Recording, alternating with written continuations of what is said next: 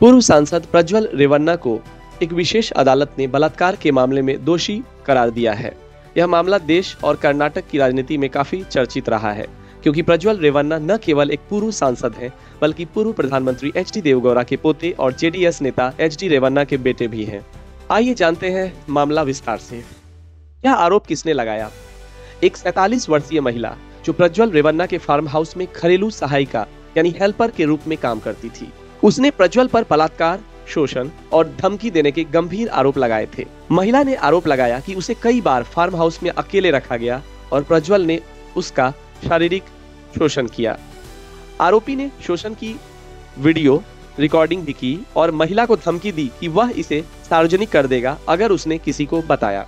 अप्रैल 2024 में होलेन रसीपुर police station यानी कर्नाटक का एक पुलिस स्टेशन है, उसमें मामला दर्ज हुआ।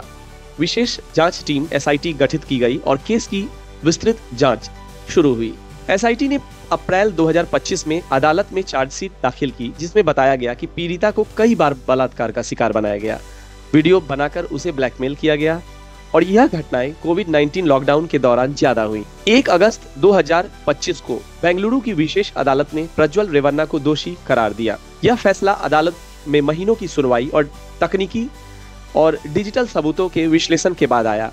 अदालत ने कहा कि आरोपी ने शक्ति और प्रभाव का इस्तेमाल करके पीड़िता को धमकाया और शोषण किया। प्रज्वल रेवन्ना के खिलाफ भारतीय दंड संहिता आईपीसी और आईटी एक्ट की विभिन्न धाराओं के तहत मुकदमा चला, जिसमें बार-बार बलात्कार, यौन उत्पीड़न, अनुचित स्पर्श, महिला की गरिमा का हनन, धमकी देना, सबूत मिटाना, किसी की निजता का वीडियो या फोटो से उल्लंघन करना, ये सब शामिल है। अदालत ने दोष सिद्धि तो घोषित कर दी है, लेकिन सजा का ऐलान अगली सुनवाई में किया जाएगा। मीडिया रिपोर्ट्स के मुताबिक जब अदालत ने दोषी ठहराया तो प्रज्वल रेवन्ना रो पड़े और टूट गए। उन्हें अब जेल से सजा मिलने की पूरी संभावना है। इस केस ने यह दिखाया कि प्रभावशाली लोग भी कानून से ऊपर नहीं है। न्याय प्रणाली की भूमिका एक मिसाल बनी है। तकनीकी सबूतों की भूमिका बहुत अहम रही, जैसे मोबाइल लोकेशंस, चैट्स और वीडियो क्लिप्स। बलात्कार जैसे गंभीर अपराध में पूर्व सांसद प्रज्वल रेवन्ना को दोषी ठहराना भारतीय न्यायपालिका की निर्भीकता और निष्पक्षता को दर्शाता है। अब देश की नजर इस बात पर है कि उन्हें कितनी सजा मिलती है। क्या यह सजा दूसरों के लिए एक उदाहरण बनेगी? भारतीय राजनीति में ऐसे कई क्षण आते हैं जब एक मामला केवल कानूनी नहीं रहता, बल्कि समाज, सत्ता और नैतिकता के बड़े विमर्श का केंद्र बन जाता है। पूर्व सांसद प्रज्वल रेवन्ना पर लगे बलात्कार के आरोप और उनके दोषी ठहराए जाने का मामला भी ऐसा ही है।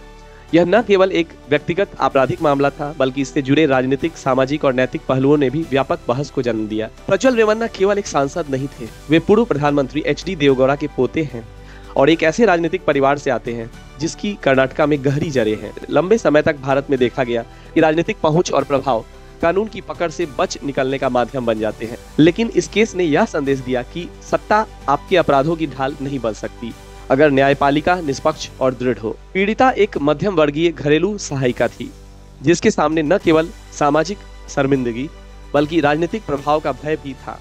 ऐसे में उसका सामने आना और शिकायत दर्ज कराना भारतीय समाज में महिला सशक्तिकरण और कानूनी जागरूकता के संकेत देता है। इसने न केवल पुलिस और अदालत को मजबूती से काम करने का अवसर दिया, बल्कि जनता के बीच यह संदेश भी दिया कि अब आवाज दबाना पहले जितना आसान नहीं। इस केस की जांच में विशेष जांच टीम एसआईटी ने जो डिजिटल और फॉरेंसिक साक्ष्य जुटाए, वे बहुत निर्णायक साबित हुए। अदालत ने इन सबूतों को गंभीरता से लिया और किसी राजनीतिक हस्तक्षेप को जगह नहीं दी। यह दर्शाता है कि तकनीक अब न्याय के पक्ष में एक मजबूत हथियार बन चुकी है। इस केस में मीडिया ने बहुत बड़ी भूमिका निभाई। जनता में नाराजगी, विरोध और सोशल मीडिया पर बहसों ने भी इस मामले को छुपने नहीं दिया। हालांकि मीडिया ट्रायल से बचना चाहिए, लेकिन इस मामले में जनता की निगरानी और दबाव ने इसे त्वरित और सार्वजनिक बनाए रखा। यह केस न केवल एक व्यक्ति बल्कि जेडीएस पार्टी और देवगौड़ा परिवार के लिए भी राजनीतिक घटना है। 2024 लोकसभा चुनाव में पार्टी पहले से ही संघर्ष कर रही थी।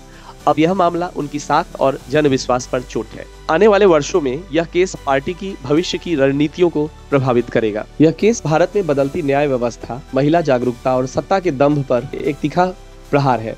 अब यह देखना बाकी है कि प्रज्वल रेवन्ना को कितनी सजा मिलती है और क्या बाकी पीड़िताएं भी न्याय की ओर पहला कदम उठा पाएंगी।